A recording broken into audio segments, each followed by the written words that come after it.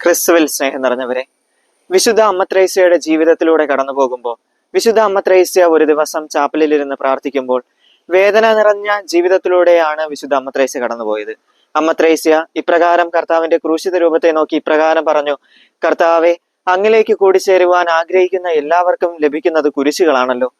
അന്നേ ദിനം വൈകുന്നേരം ശാന്തമായി കർത്താവിന്റെ കുരിശ് നോക്കി ധ്യാനിച്ചു കൊണ്ടിരുന്ന അമ്മ ത്രേസ്യ വീണ്ടും പ്രതിവചിച്ചു: കർത്താവെ, ഈ കുരിശിലൂടെ ലഭിക്കുന്ന സ്നേഹത്തിലൂടെയാണ് ഞാൻ ജീവിക്കുന്നത്.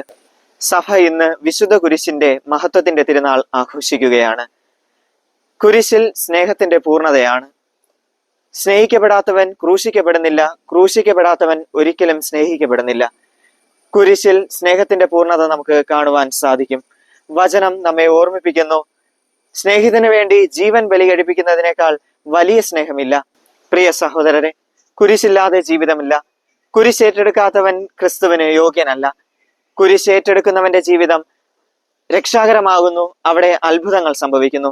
അപ്രകാരം നമ്മുടെ ജീവിതത്തിലും അത്ഭുതങ്ങൾ സംഭവിക്കുവാൻ വേണ്ടിയിട്ട് നമുക്ക് പ്രാർത്ഥിക്കാം. പൗലോസ് അപ്പോസ്തലന്റെ വചനങ്ങൾ നമ്മെ ഓർമ്മിപ്പിക്കുന്നു: ഞാൻ ക്രിസ്തുവിനോടുകൂടെ ക്രൂശിക്കപ്പെട്ടിരിക്കുന്നു. ഇനിമേൽ ഞാനല്ല, എന്നിലൂടെ ക്രിസ്തുവാണ് ജീവിക്കുന്നത്.